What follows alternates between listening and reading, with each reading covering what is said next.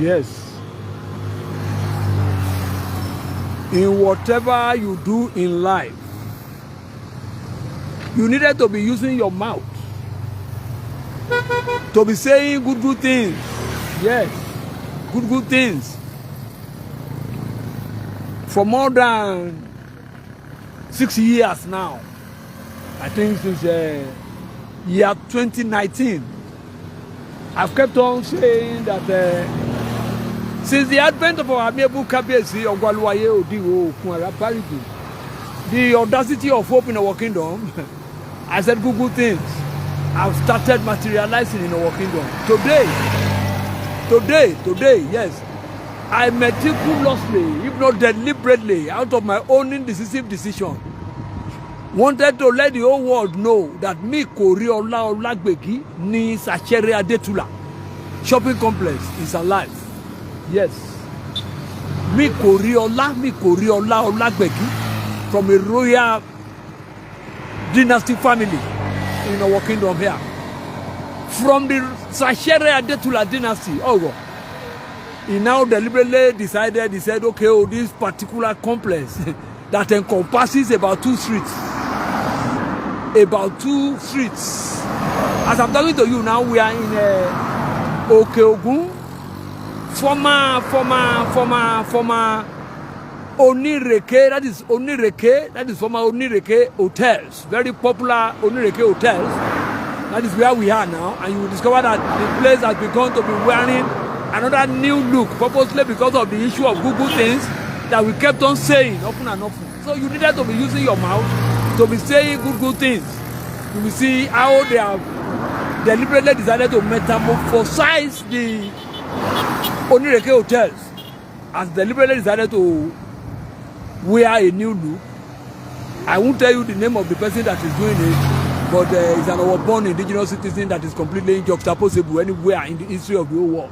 Now, beside it is where we have 𝗦𝗀𝗙𝗦𝗀𝗡𝗦 shopping complex.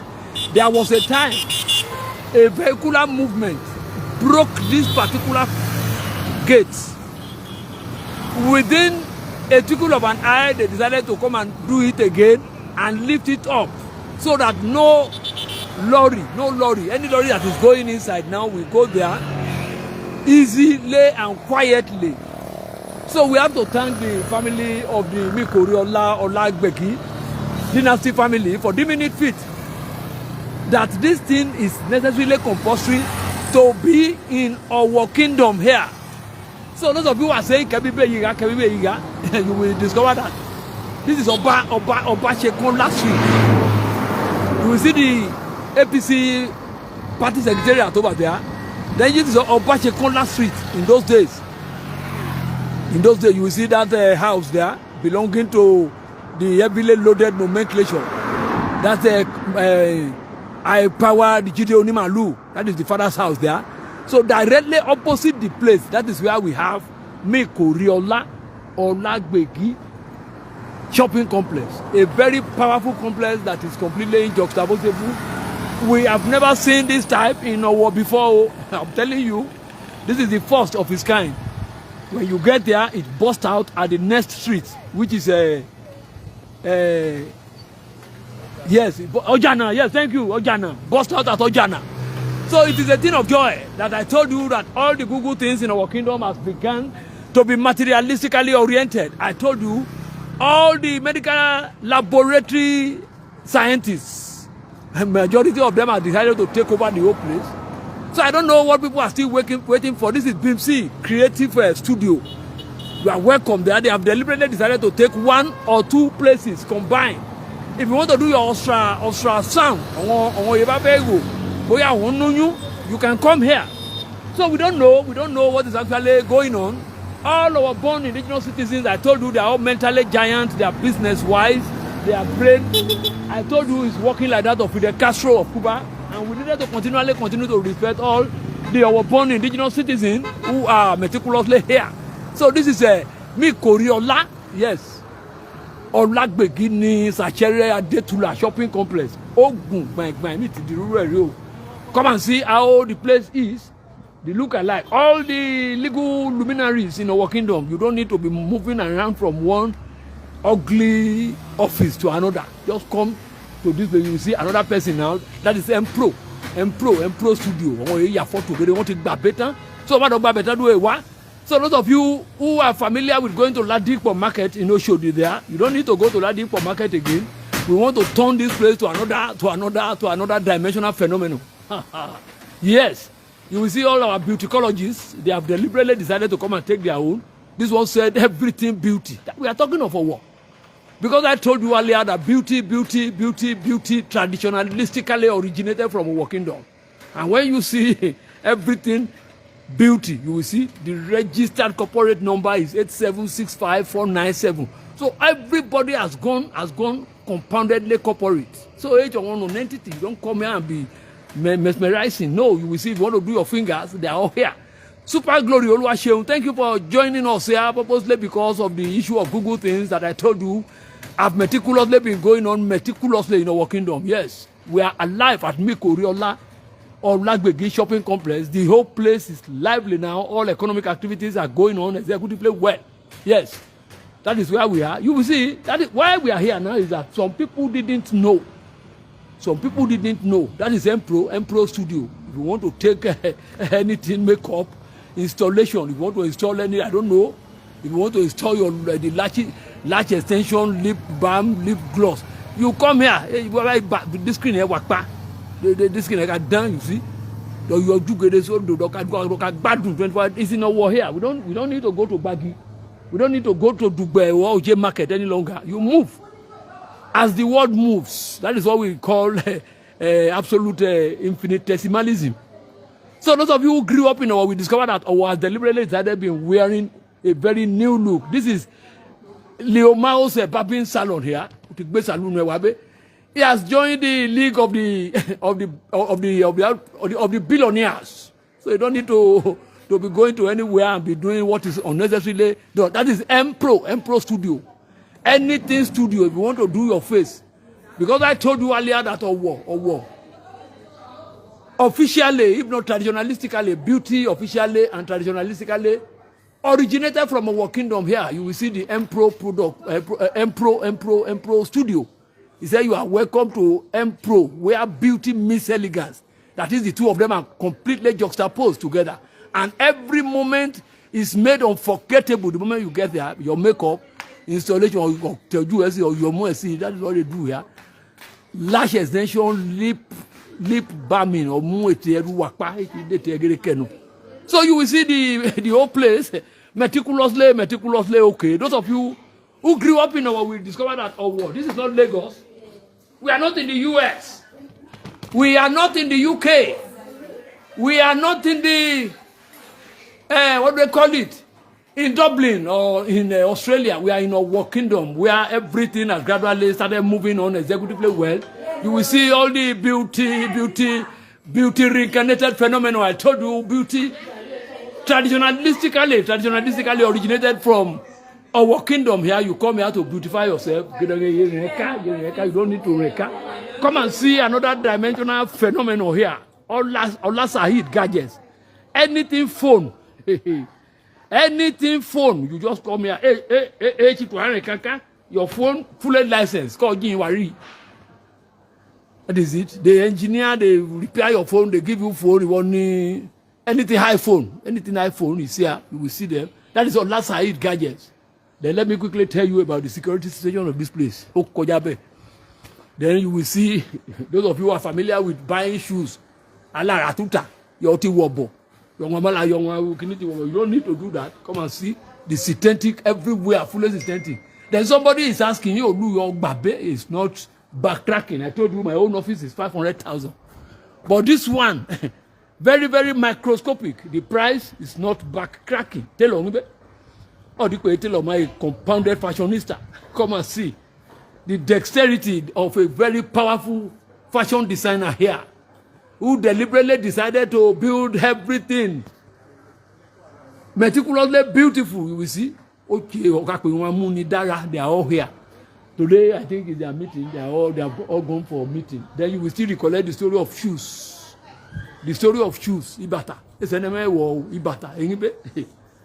We are in a war. We are not in the US, my dear brother. We are in a war kingdom where element A and B is being combined together to form more than one element. That is why we are here today. That is shoes. Shoes are here. Shoes are here. Shoes are here.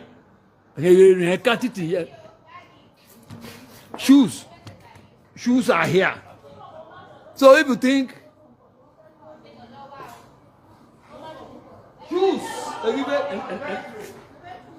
shoes, meticulously they are here. So all these ones, they are yet to be taken.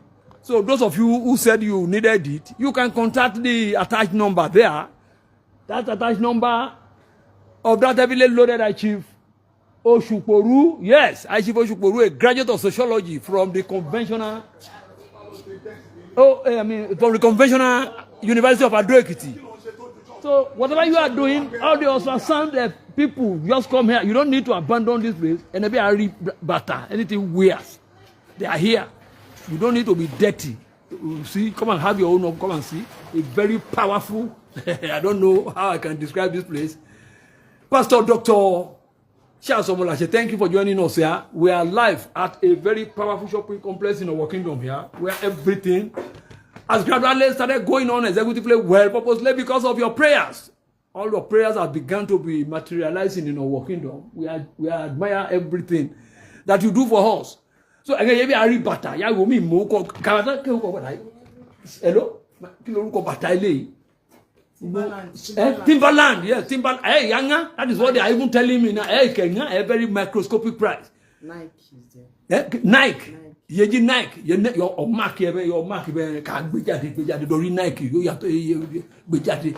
That is Nike. Why you call see you the here? Aka wu marry mora.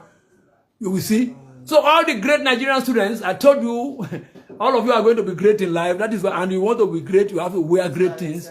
This is key. Balenciaga. Those are all the men, all the young boys. Yes, that is Balenciaga. So it is a thing of joy. Louis Vuitton. We give glory to God. We give glory to God that since the advent of our 𝗞𝗢𝗡𝗦 𝗦𝗛𝗢𝗡𝗦 𝗢𝗢𝗪 Oba Dr. 𝗦𝗛𝗢𝗪 Ogun the third. Google things have started materializing in our kingdom. Jeans won ko. Baggy la wele. Kò sí ele tó dàbí army color ni. We have sold it. What about this one? What about this one? Show the size me. Ó ní kíni àwọn boys mi fẹ́. Ní kíni àwọn boys come out to lọ gbé mi ní boys. I'm an old man. So we give God the glory. Come and see t-shirts. T-shirts Okonbe. Somebody is saying, where are we? We are at where? Huh? Where are we now? We are at the complex. What is the name of the complex? You've even forgotten. Lagbeги complex. That is where we are. You will see the t-shirts there. They are not backtracking. The prices are too microscopic. So we agreed. Yes, that is polo. They wrote what did they write there? Oh, just ordinary polo. Ordinary polo. How much is this one now? How much is this one? 25K. Yeah, you don't price it? Yeah. Are you sure? Yeah. Let me see. That's 7 days. 25K. This one. You will see very. You will see very. The prices are so microscopic. They are not too much. Armless too. You will see armless. I've gotten this type. Yeah. Let me see that knicker over there. The road premier. You will see the knicker there. So those of you who are familiar with what we call absolute fashionista, no, not this one. The other one, this one. Let me see that one. You will see all the knicker we are talking about. You don't need to be ordering. So people will go online and be ordering before you know what is happening. They give you fake properties. So we are in Owolagbegi shopping complex here. With the most surprisingly, they sell egg roll here as well. Egg roll. What are egg roll? You will see the egg roll, very neat. I told you he's a graduate of hotel and catering management. This is not a caraballs. This is egg roll together with buns. You will see the decency there. All economic activities are going on executively well here. You will see number 6 of the shop. You will see the number 6. The number 6 of the shop. Come and see the number 6. Number 6. I don't know. You will see. When you see them, you know them. We are in a war. We are not in the US. We are not in the UK. We are not in Australia today. We are in a war. Everything that you are trying to be ordering for, they are here. And when we bet, they are all here at the 𝗦𝗛𝗢𝗡𝗦 shopping complex. A very powerful complex. A very powerful complex that is completely injuxtaposable anywhere in the history of the whole world. I drop my heart for the chief executive director, and we needed to continue to respect his maturity, his objectivity, and sagacity at all times, purposely because he knew the nitty-gritty of how to be making or what to be beautiful.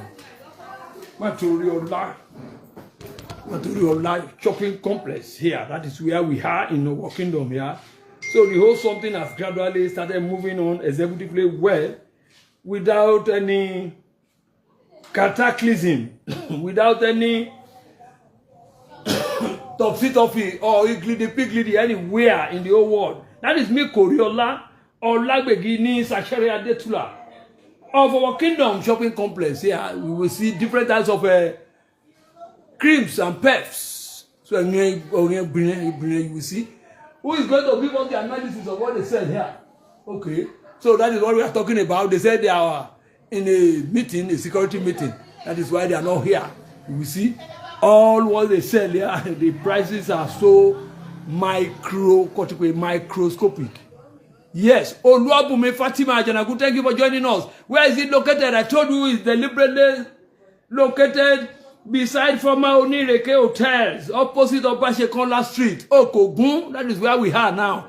𝗦𝗛𝗢𝗙, what is the name of the other street there? The other street. 𝗢𝗙𝗎𝗓. That's what I'm saying. You will still recollect the story of 𝗦𝗑𝗐𝗏. 𝗦𝗑𝗏, anything bags. For all our decent ladies. I told you the wife of the deputy governor, this is where they used to buy their bags. The wife of the governor, that is where they used to buy their bags. We admire the dexterity of the deputy governor of Ekiti State. This is where they used to buy their things.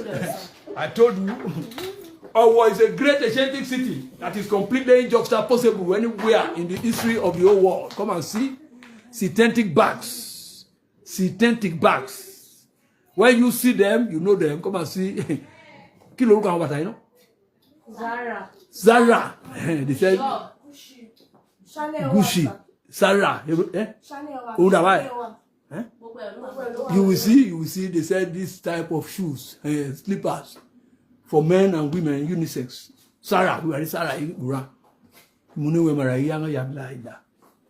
You will see. Hey, it is a thing of joy that Owo has begun to be moving on executively well, without any dichotomy, no topsy-turvy, no unintellectualistic shenanigan anywhere in the history of the whole world.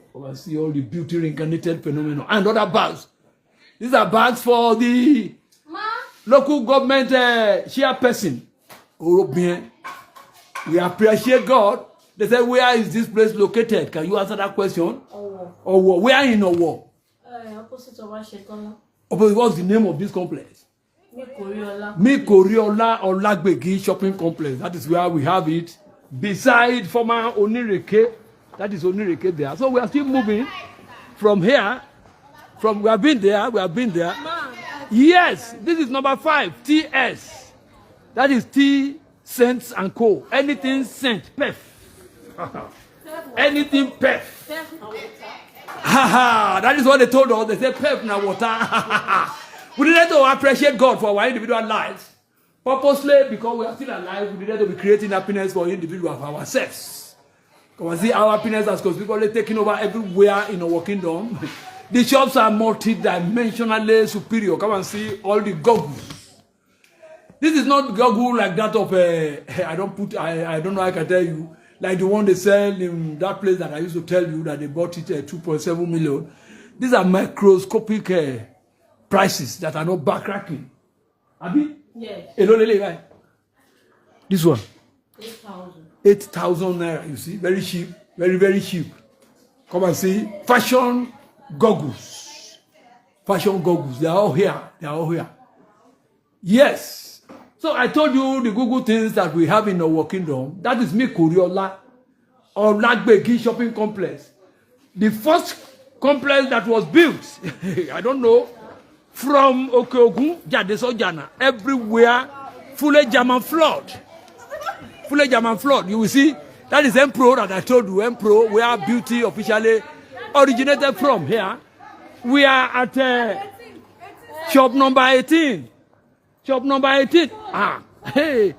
Anything phone, we have been here before. Ola Said. Ola Said, you will see. Anything phone, just come to Ola Said within this place. Mommy, Assistant Commissioner of Police over there, Yemisi Buki. Thank you for joining us from far away, first headquarters in Abuja. God will elevate you. Our is a great Asiatic city. You will see the polarizational phenomenon here. That is Said Olalekon. Everything has gone purely corporate. Have a Perusa, just have a Perusa of Said. That is the CEO here. Said Olalekon Yisa. Combined with our Mebu Ogwaluaye. Current. We are sorry for the break in transmission. Together with the Executive Governor of Ondo State, that is Lucky Orimisan Ayedatiwa. We admire him a lot. Together with that Excellency Bola Ahmed Tinubu. So we discovered that everything has purely gone. Everything has purely gone traditionalistic. Anything phone, you will see iPhone, everything they are here. Then if you want to learn how to repair phone, you can still come here. God bless you, sir. Good morning, sir. Remain permanently blessed. How do you see to this place? Thank God. That's very good. So you will see, they said the place is very, very okay. So those of you who are still merry-go-rounding about, come and look for your own shop. They told me now in a tete-a-tete discussion that they don't, you will see the mommy Assistant Commissioner of Police, ACP Buki Ogun. Thank you for joining us. Yeah, that is I Chief Osuporu. Sir, and maybe I'm Babe, sir. So, okay, no, my own come back, Babe. Number 080 3560 1668. This is a very standard complex. That's very good. With a self-prepared meter. That's very self-prepared meter. Then self-toilet with a POP. Self-toilet with POP everywhere. We have a standard borehole water. Standard borehole everywhere. So there's more convenience. More convenience everywhere. That's very good. Than any other place. That's very good. A visit will convince you. That's very good. Please come and try and patronize us.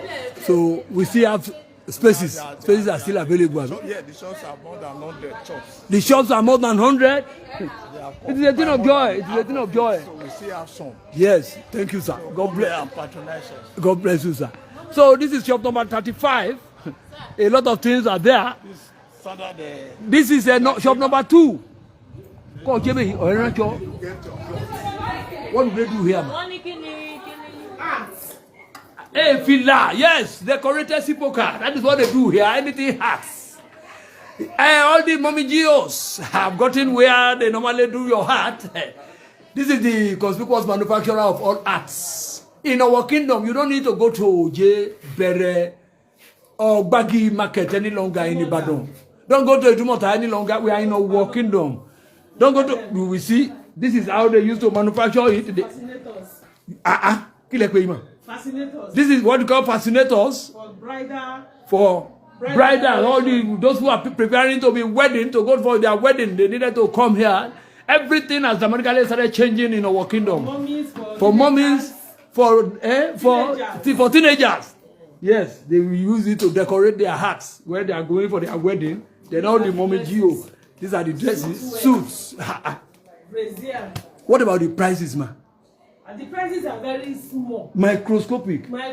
That's very good. Yeah. That is the. Don't charge too much. That is the proprietress. Yes.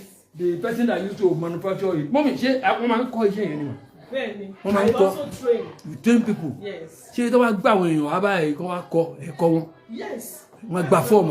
They will obtain from fields. So all the great our born indigenous citizens who are still merry-go-rounding about, and then hat, fila, which ought to be jade, abima. So what do I be shake? You go. That's very good. So I'm a munwa. The real colonization post and arts, fascinator, ha. All talk. We do them to decorate our hair. We thank God. We thank God. When they put on these arts. Baba, my mommy.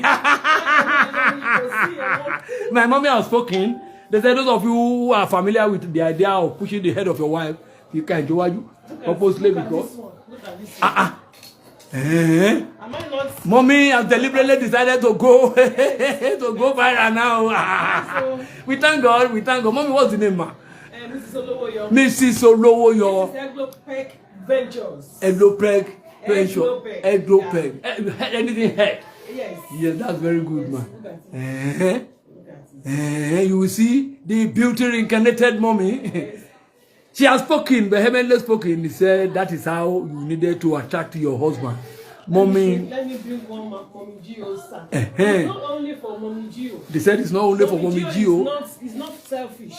Okay. Whatever she puts on, she advised us to also put it on. That's very good. So that we look attractive to our husband. That's very good. And everybody that is looking at Mr. Loyo has spoken very well, excellently well. You will see the whole something that dramatically started changing. I admire Mama. Hey, yes. We thank God. Please, they said the prices are not backtracking. Yes. So I was developing aggressively. We thank God. We are at Koriola shopping complex. This is just the beginning. Shop 35, 34, 33. Dry cleaner, so this is 5 minutes, you get your clothes. So under 5 minutes, they give you your clothes, a man or two. Una de yawa aggressively, una wa everywhere to funny. So if for muna so la want tangido, ko so la kombe. That is a very powerful fashionista. Amunidara. Sherry. Amunidara go kombe everything they change. Owaga, Aseko, Asibada. Yes. That baby. You see, they wanted to go, everything wanted to go. I don't know. Very powerful. So you will see the collect the story of Zero Spring Diagnostic Limited here. That is a medical lab, ultrasound. They come here. So you will see, they call it Zero Springs Diagnostic Center. So we will discover that they are all medical personnel. They deal with medical laboratories or ultrasound. Then medical consultation. What the wire medical consultation for you will see their offices. So complex area. We have barristers here. We see everything dramatically going on executively well. Instrument. You will still recollect the story of LBH Beauty Studio. They knew the nitty-gritty of how to be taking good care of all mammalian eyes. Beauty Studio.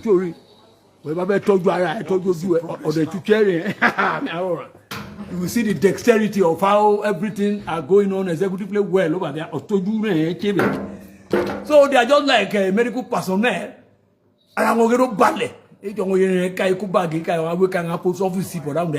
These people meticulously they came here since 6 o'clock. When they are dealing with that mammalian hides, so that everything will be fresh. Come here. Shop number 20. You see everything that dramatically started moving on executive way to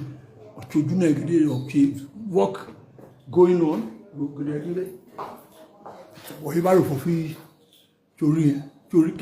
Beauty, that's not beauty therapist. Beauty therapist. So why about to change? We are in our, we are not in the US, we are not in the UK, we are not in the in Australia, we are in our kingdom. Everything has dramatically started changing. I told you, beauty officially, if not traditionalistically, originated from our kingdom. Come and see the beauty alone. It's interwovenly connected with Christ. Mommy, God bless you. So I told you they read physiotherapists. I don't know what the story about. The new by beauty, editing beauty. Yes. Let us quickly have a perusal of this one. Our services is all kinds of braids and waves, micro shading and lash tech of the lashes so you top notch makers and gele, wig making, fixture, revamping, frontal installation, nails, hair and beauty accessory, training or training and more. So they have their own here, and work is ongoing.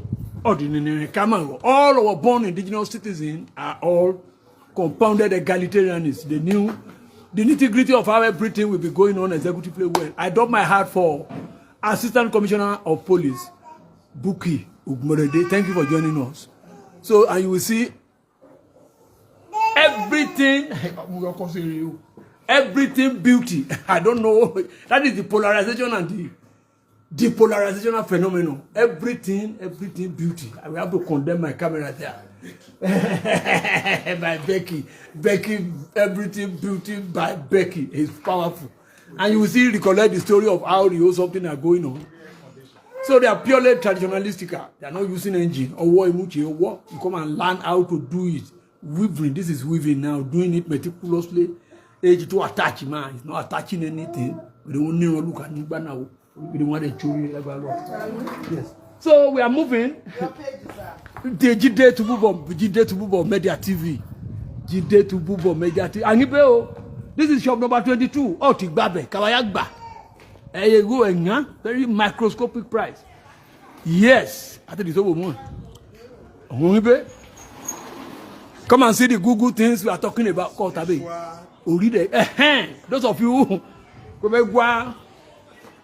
the glory of God. Yahoo. Humility, grace, divine grace. It's just 3,500, I mean 3,000. They're not costly. Onara. We be gwa kawa onara lolo ngba sese. Okanibe. 7 powers. Yiti Moses yore. Yolu ati mo ge okun si meji. 7 powers. Awon yeye sibe o. Another one is here divine favor. Divine favor, that's 4,500. I mean can be 4,000. They are not expensive. So you will see all the things you needed.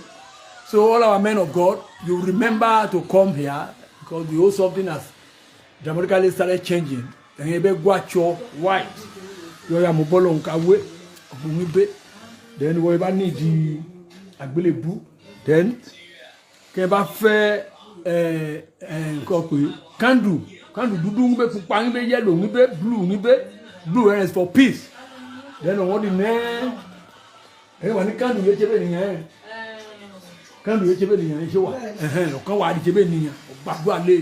so they are all here. And spiritual books. Spiritual books are here as well. That is only Ishipada. Mimo, they are all here. So share Sutana are here. Decent Sutana, so that is a Mommy Oluwaseun spiritual empire. Anything prayer, when you get here, they pray for you, all your glory will begin to shine. So those of you who are familiar with the idea of doing good things, come here, good things will begin to follow you. Mommy, God bless you, man. You will see the whole place has begun to be changing. So we needed to thank God for our individual life. That good things have begun to be materialistically oriented in our kingdom. And God,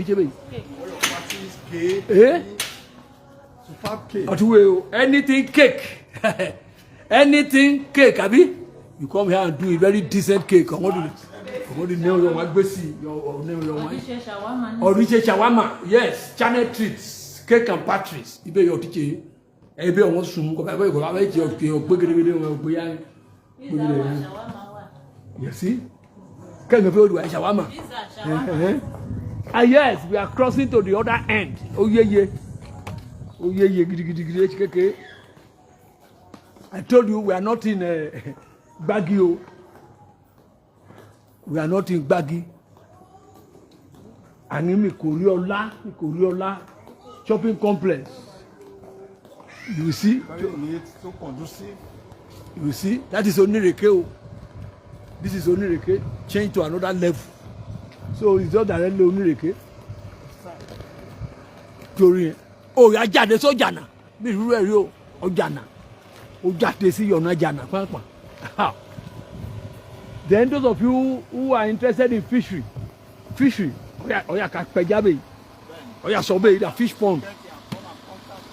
Oya che, if you want to do fishery here, come and contact Osuporu Niran. Afuabe we are kebe no peja be. So this is a warehouse, very powerful warehouse. Anything mattress. You know warehouse. Anything mattress.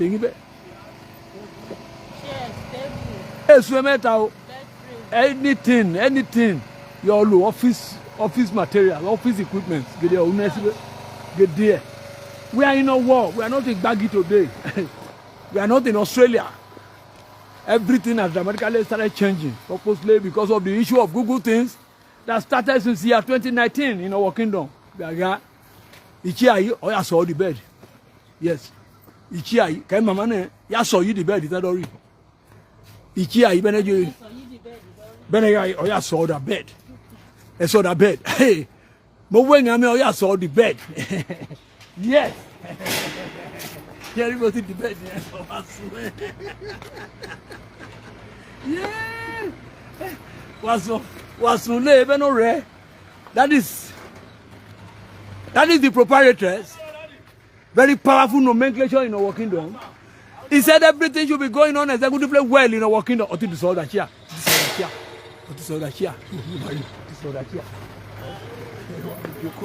Why did you go meticulously?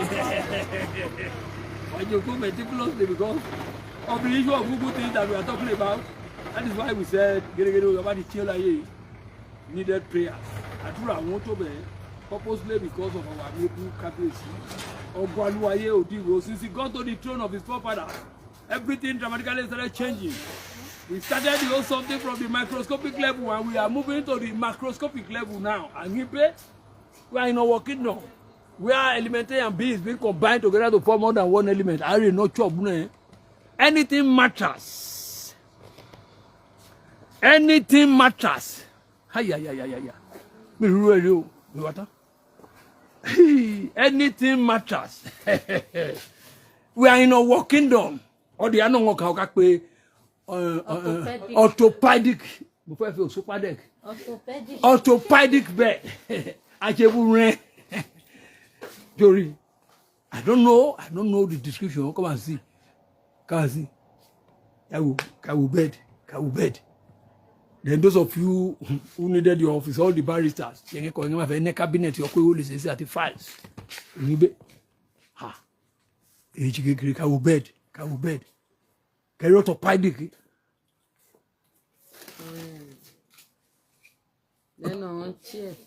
Kẹ́ ọ̀kan yóò ṣe búrú ní ọjọ́ náà bẹ́ẹ̀ dín náà ṣe búrú ní ẹ̀bẹ̀ yẹn mọ́ àwọn bẹ́ẹ̀dì yẹn ṣe búrú ní.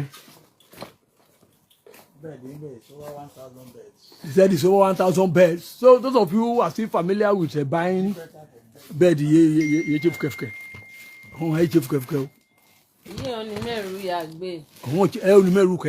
That is what they are telling us. This is full orthopedic mattress. Every good boy is guaranteed. Is fully guaranteed though. So I admire the dexterity of the proprietress. Sorry.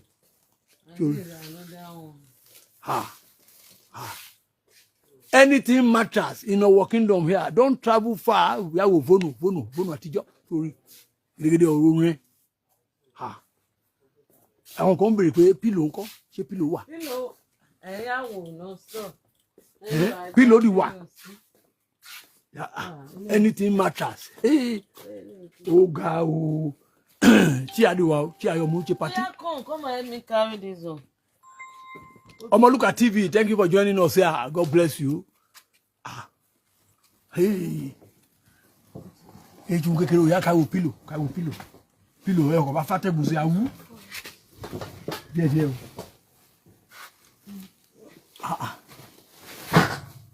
Kele Bakiyemi, thank you for joining us here. We are live at 𝗦𝗀𝗢𝗏 Ladipos shopping complex, opposite of Obasekonla Street, beside Onireke hotels. That is where we are in our kingdom. Everything has dramatically started moving on executive way. Pillow you. Pillow the younger, 500 naira. Okay, pillow very cheap. Come and take your own. Hey, you don't need to be sleeping on your pillow. Don't rokaja. Got to the fiber pillow. Or party fategu say awusoke. You see? So we need to thank God. We need to thank God for our individual lives. And in our kingdom, yes. Anything matters. Bere, 𝗢𝗙𝗏𝗧 𝗦𝗛𝗢𝗏 shopping complex. Church. Keri, and a lawyer, only suit. Come and take your own base office here, the office here, Wakpa. So you don't need to go. I'm going to actually bag. Traveling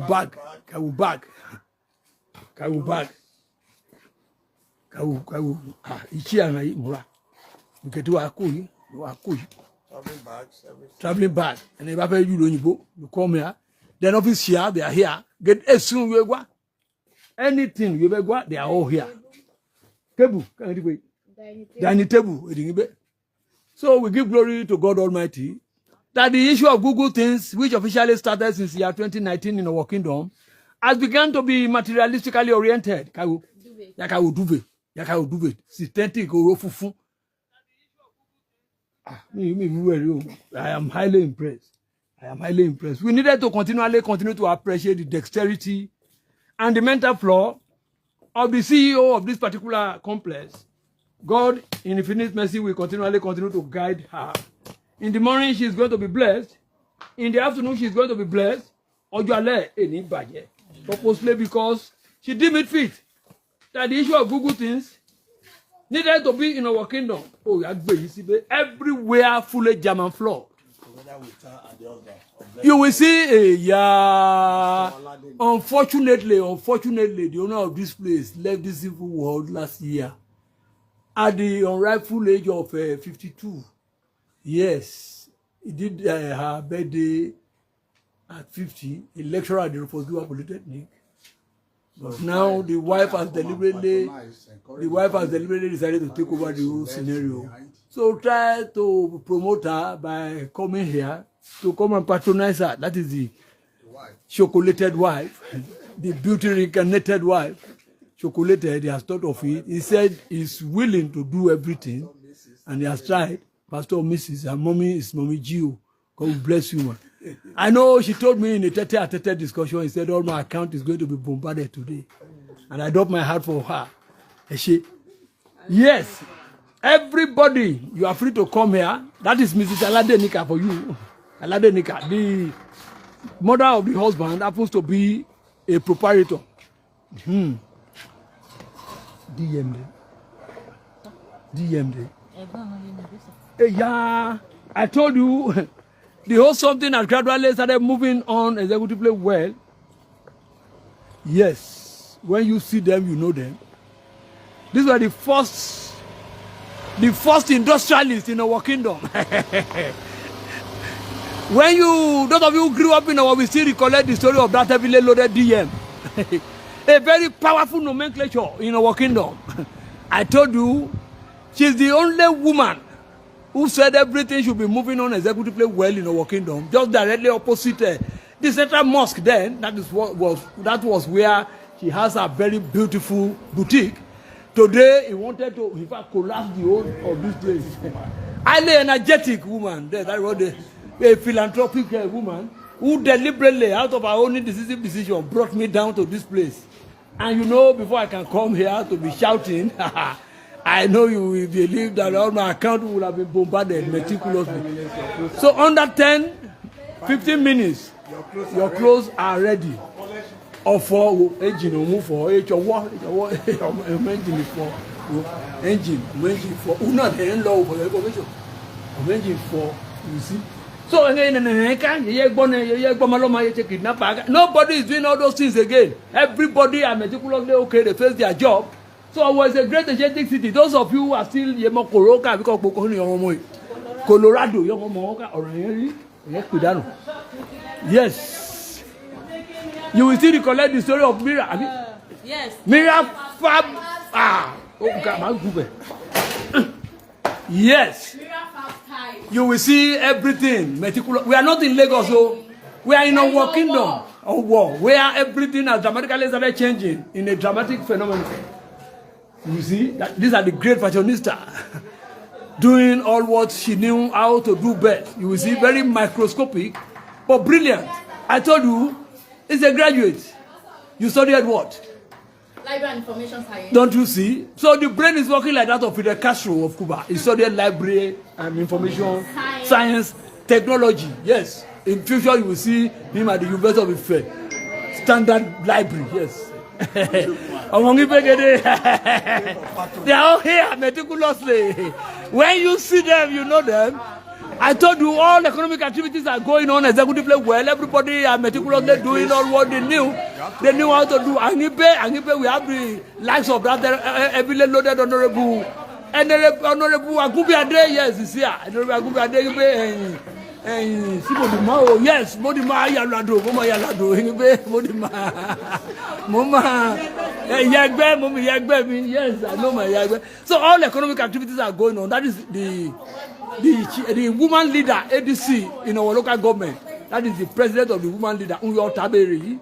So I told you it was a great energetic city to have produced all these type of people purposely because they believe in what we call absolute developmentalism. That is the food. Yes, we are moving in.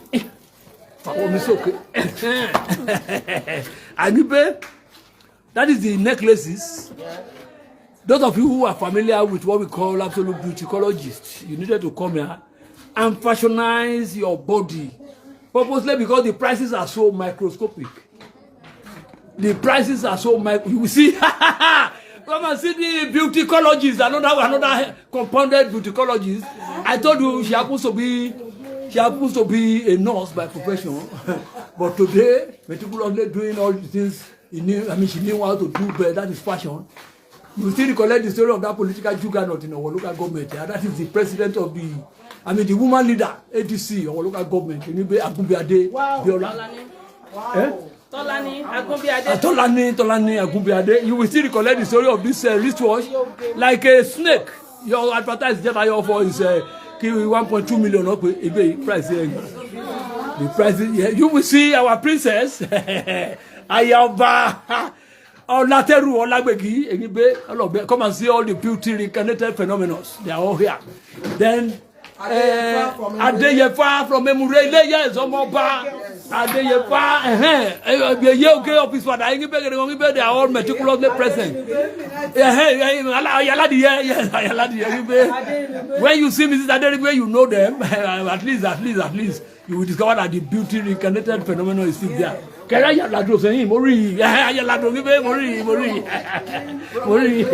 Yes. So everything, all the economic activities are going on executively well. You will see Mrs. Elerewe meticulously present. Princess Elerewe, yes, meticulously present. We going to change dramatically. There are no cataclysm, no topsy-turvy, no ugly political shenanigans. No, big lady in our kingdom. Yawubata, all the great chiefs in our kingdom. We needed to buy this and give it to our 𝗞𝗶𝗴𝗍𝗔 Onireke. Yes, Onireke. Yes, promo. Promo. That is, they wanted to dichotomize the price. 10% discount. They said they wanted to dichotomize the price to beautiful gowns. Gown, yes. I don't think confirm when. That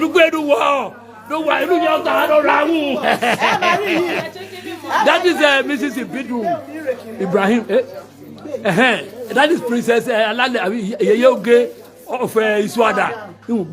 Very yes. Fully designed there. If you are to design, I beg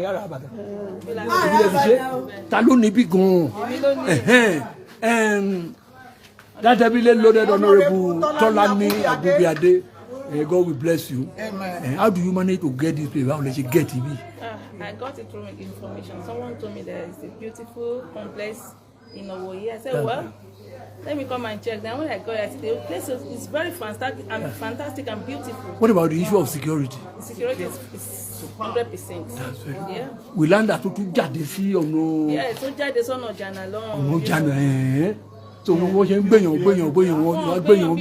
one. We have day and night security. That's very good. Secure, 100% Everywhere POP, you will see prepaid meter. They said 24 hours light. Prepaid meter here. So what are you still waiting for in our kingdom? Let everything dramatically start moving. Yes. They are about 5 years. 5 years.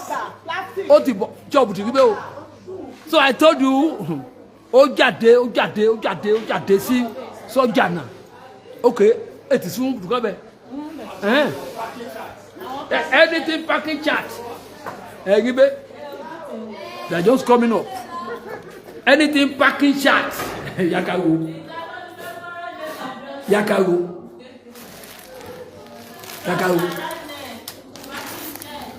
You sweat how you. So everything. They go very tissue paper, condom pants. For men, they are all here. These are round necks.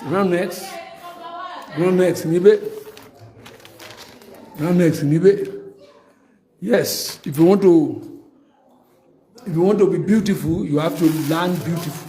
So the whole something are very perfect. So we thank God for our individual lives. God in His infinite mercy will continue to bless us and if we get able to change. We are in our kingdom. Anybody that needed it, please. This is A5, shall be A3, shall be 2. Everywhere, Unawa. Everywhere, Unawa. This is B2. This is B1. This is Ojana. Now you hear me? Are you here? Where's your own shop? But that is the female toilet, that is the male toilet. Ojana. These are the car parks. You park your car meticulously. You will see all the beauty reincarnated phenomena in our kingdom. They are all beautiful. Where they can put generators. You can put all your generator here. Supposing they are. You have your own, you put generator. You need to stop network. You will see. You will see that beauty. You will see. So from England, people started coming.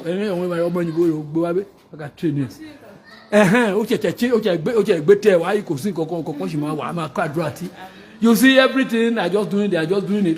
Kitchen utensils, kitchen utensils. And what's the name again? Your name? Oluwa. God will elevate you. In the morning you'll be blessed. In the afternoon you'll be blessed.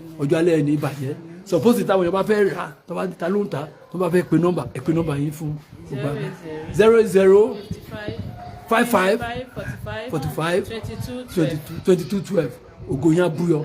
God will bless you. Ani Matori Olagbegi.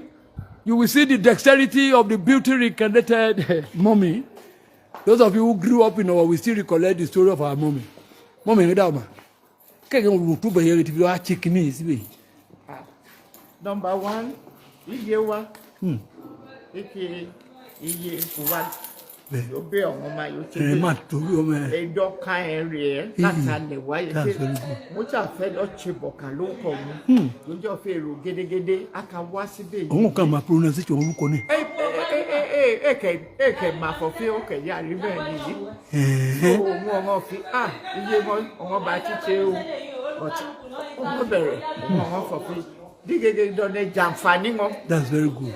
Àwọn gbé price yìí lálẹ́ bẹ́ẹ̀ ọ̀fúndọ̀ ká sanwó ọdún mẹ́rù àyà ìfẹ́ ní ẹni ẹ̀tùkára yóò mú náà ìwọ̀n ní wọ́n fẹ́ ká ẹ̀ pọ̀ ní yàrá èrè yìí mú. ẹ̀yẹ́ dàgbà kí orúkọ mọ́mí náà gẹ́gẹ́.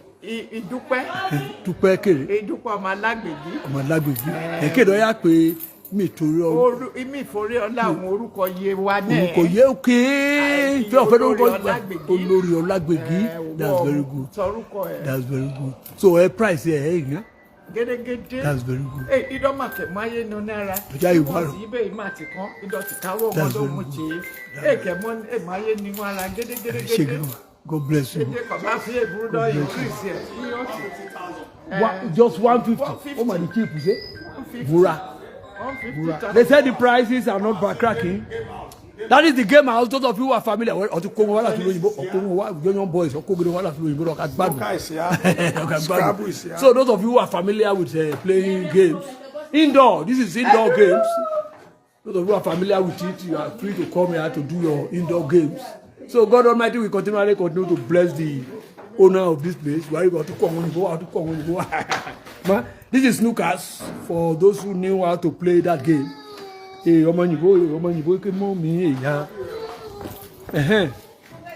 Yes, and in shop C6. Multi's closet. Yes. When you see them, you know them. That is a Multi's closet. Everything has dramatically started changing. Yeah, Multi's closet. Pay. That is the account number. Anything money you come here. Then what do you do? So I'm selling trees. I'm selling packaging. Packaging. Kosinika ni. Gown. They don't make up for now. Kosinika. Yeah, you see. All are grade A's. Yes. Grade A's. So it's a thing of joy.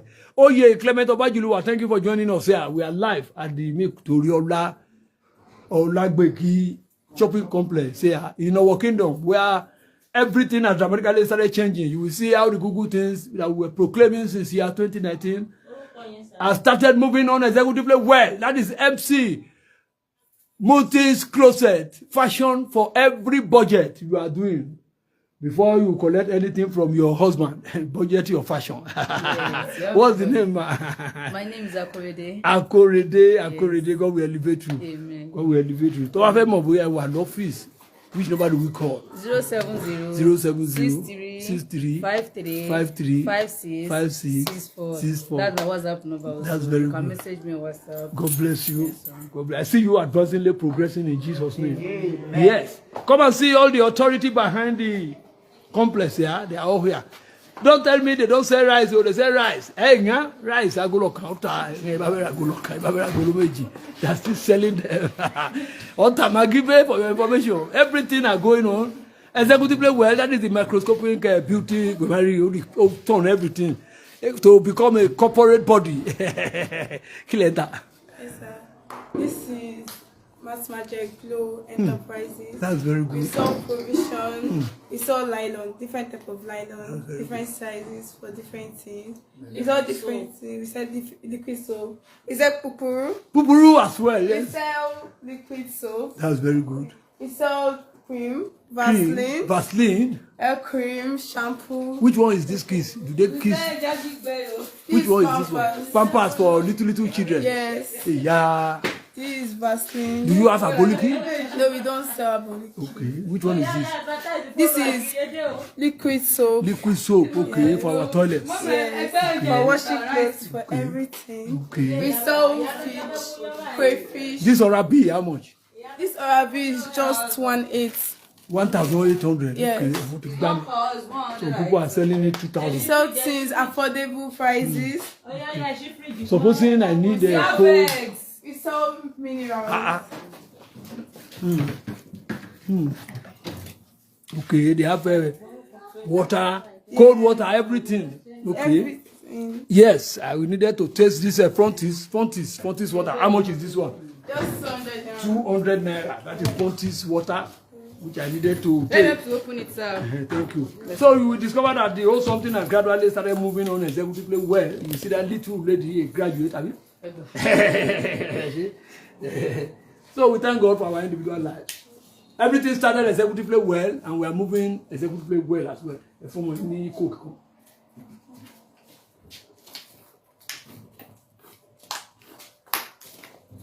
That is our Oyibo. Oyibo emu coke. We have fun coke. Because of we are take coke. Bah. Say thank you. Say thank you, sir. Say thank you, sir. God will elevate you. Go above your yes. So that is what I'm telling you. Everything has dramatically started moving on executively well. Yeah? We admire the dexterity of all those who are alone cook. 500. Ilolomi. 200. Yes, 700. What do you give our take one there? I get 1, 2. I needed to patronize you aggressively. So we'll be coming here every day. We are take it and open it so that your senior sister will not take it from you. Thank you. Yes. Everything has dramatically started moving on executively well in our kingdom. We are not in the US today. We are not in Australia. Likewise, we are not in the United Kingdom. We are in our kingdom where everything has dramatically started changing, starting from the microscopic level. I told you we are moving to the macroscopic level now. So the owner of this place, he won't change. So one of the plan is to change. You see that? Obo. So remaining 2 places. You will see recollect the story of that heavily loaded DM over there. You will see the psychedelic movement alone, which is completely injuxtaposable anywhere in the history of the whole world.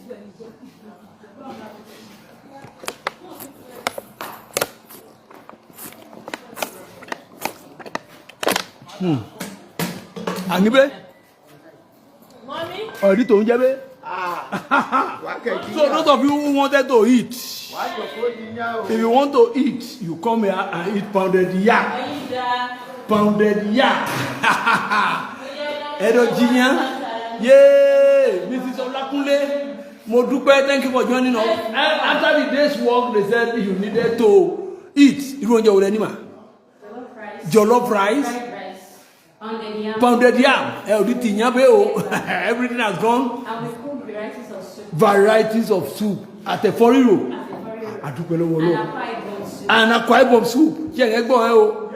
Mrs. Olakunle Modupe, thank you. At a 𝗏𝗏, bread at a 𝗏𝗏. So you don't need to be moving at us any longer. Or what it change? Or what it change?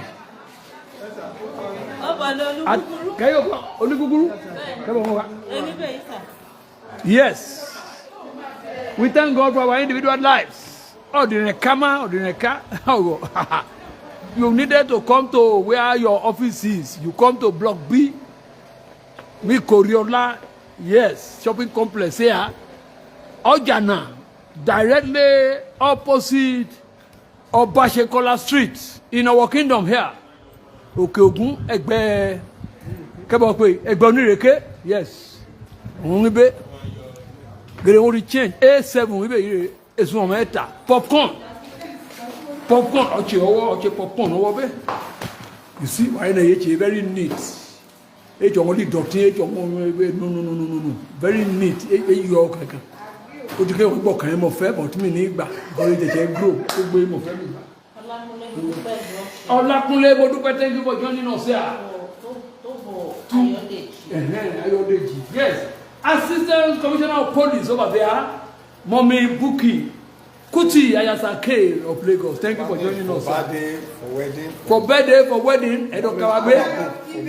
Yes. Yes. Tabo, you have what? You are doing Zobo again? You see the beauty in our now. We supply popcorn. Popcorn. We take orders. You the koja be ni ti di gbori o. Ene ma ko ni ma to kan o.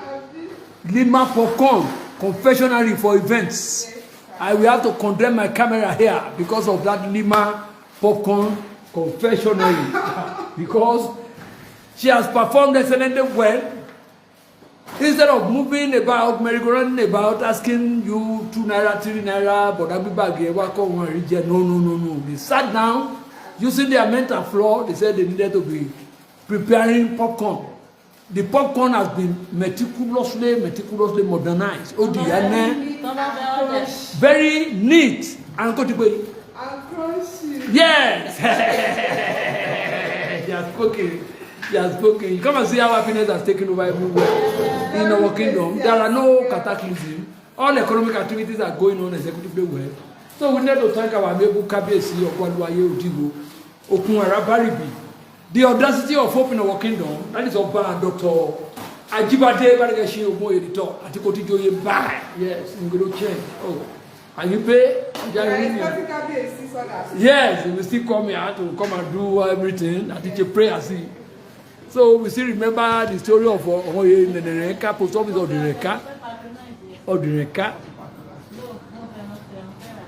Our greatest fashionista. So, Mommy, thank you for joining us. And thank you for all you do in our kingdom. Good things will never depart from our kingdom. That is Mommy Olakunle Modupe, the former president of the Ondo State. Ondo State, remind me over the former president of very powerful Adewale. That is the evidence loaded Dr. Adewale 𝗢𝗙𝗙𝗦, the double-breasted chief in faraway London over there, England over there, a double-breasted chief. That is the 𝗙𝗙𝗦 together with High Chief Niran of our kingdom. Yes, you see everything as meticulously been going on in our kingdom. No cataclysm, all economic activities are going on executively well in our kingdom. So, and I've told you there is nothing spectacular over a practical joker, and over a practical joker there's usually going to be a volcanic eruption. We are happy there are no volcanic eruption in our kingdom. The whole something has gradually, if not meticulously, been going on executively well.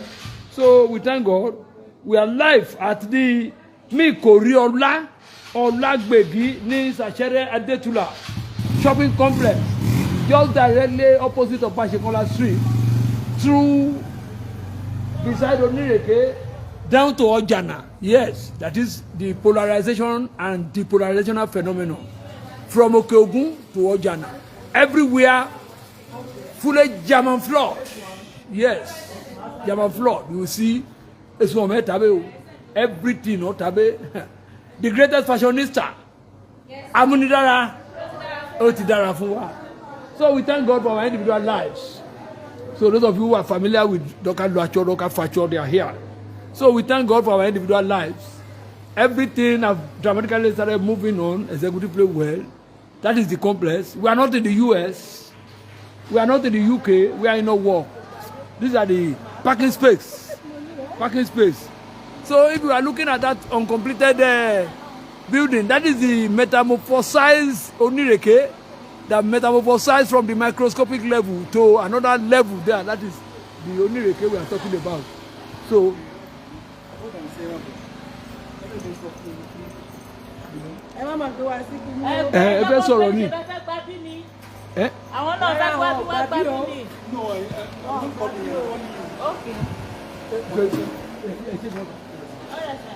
so you will see that everything has dramatically started moving on executively well in our kingdom. So we thank God for our individual lives.